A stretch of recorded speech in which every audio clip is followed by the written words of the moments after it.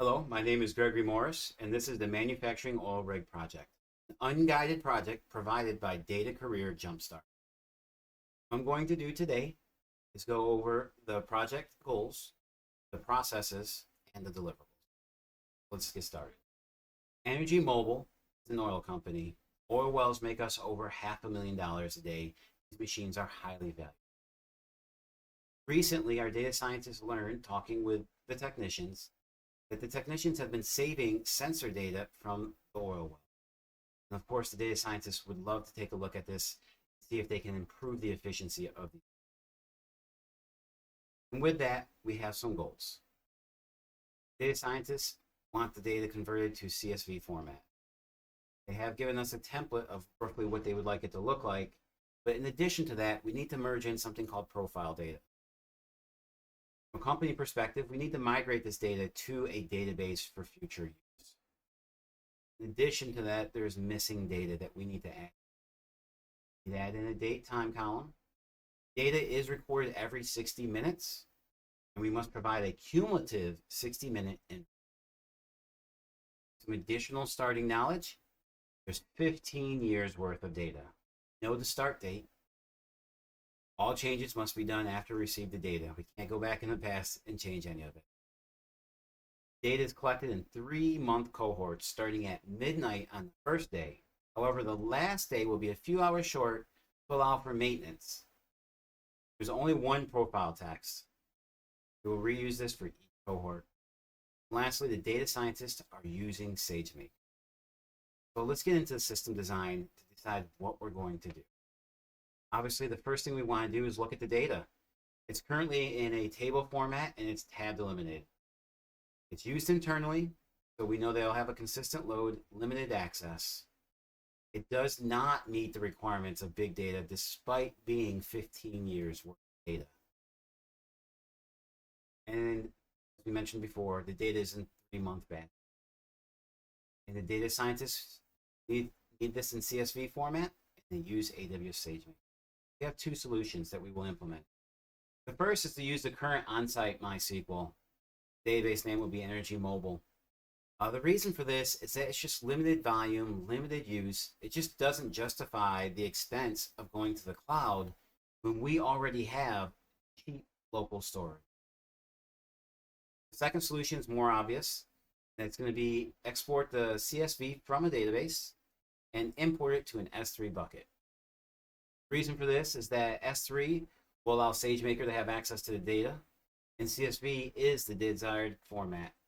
We're going to create the CSV from a database query because it's going to be more efficient than trying to merge in all the data for a custom script. For the database schema, we've gone with a snowflake. So we have our fact table that's going to have all the sensor data. The first dimension helps describe that sensor data.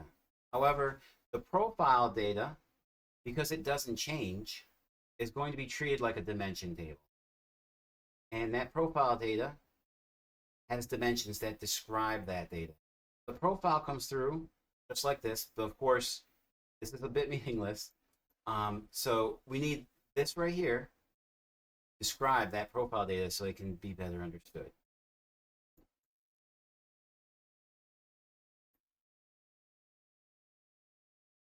Process. The initial process would be a manual batch processing to get historical data into production.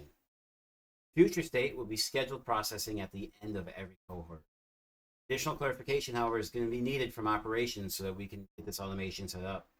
The data be provided at a set date and time. Is there a lag time in the data availability once the cohort completes? Can the format or information be modified by the sending system? Perhaps we can get a better format or more information.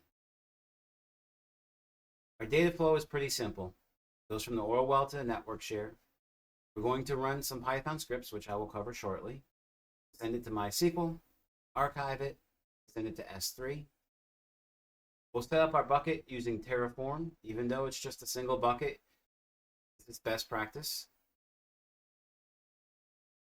Let's take a look at the implementation. First, we're going to have to create the database creation SQL. Then second, we're going to have to set up that bucket.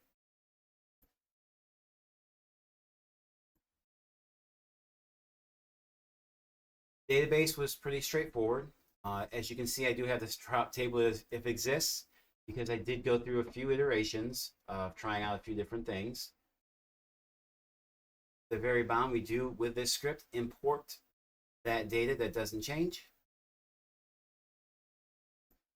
In addition to that, our Terraform, pretty basic.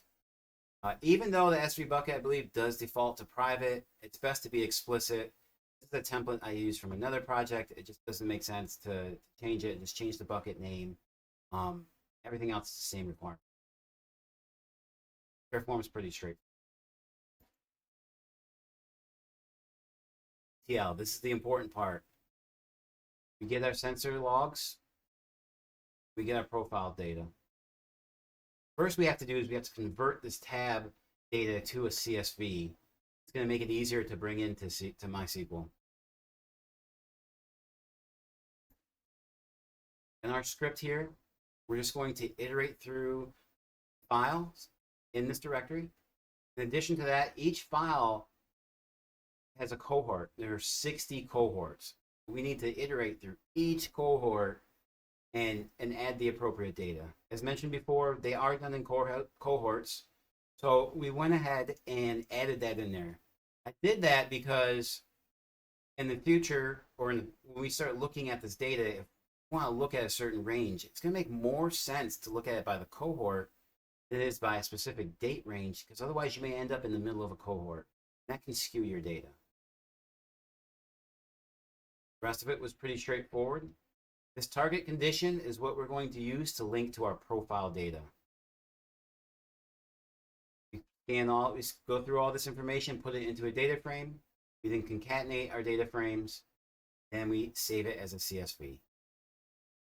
For profile, we basically do the same thing. It's significantly simpler. Once we have that done, we now need to import this data to MySQL. And we're going to use a MySQL script.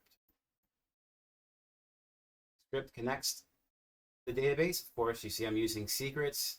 You should never put your credentials in any of these scripts. You should always be referencing another file. That way you can keep it secure. Much like the other scripts, it's going to iterate through the CSVs. And it's going to use the SQL query to import the data. It's going to do that for the profile data first. That's our dimension data. Then it's going to pull in the logs because that's our fact. Action. And with that, we end up with our SQL database. Now, it's not the fastest running. This query to pull all the data took 86 seconds. Even if it took like 5 minutes, it wouldn't matter. This is batch queries that's going to happen once every 3 months. Performance is not critical here. And even still, 86 seconds is reasonable for purposes.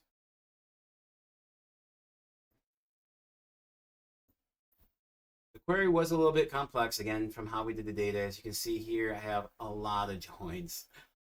This was a good challenge. At first, I wasn't sure how to deconstruct the data, but case 1 worked beautifully. As you can see in a moment, it goes through, it looks at the name, pulls the sensor data, it creates the column, and does this repeatedly.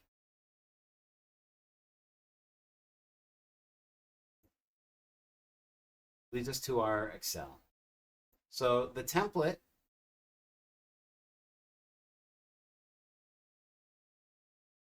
just showed sensor data. For ours, need to include the profile data. And in addition with that profile data, we also needed to pull in this right here.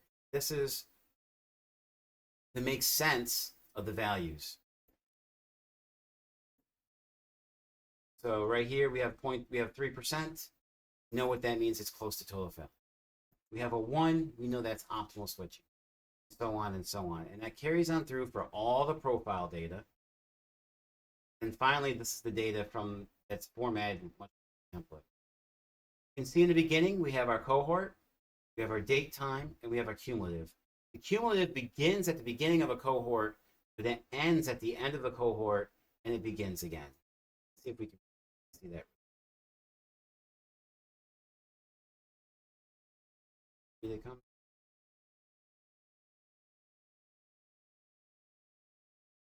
This is why you should be.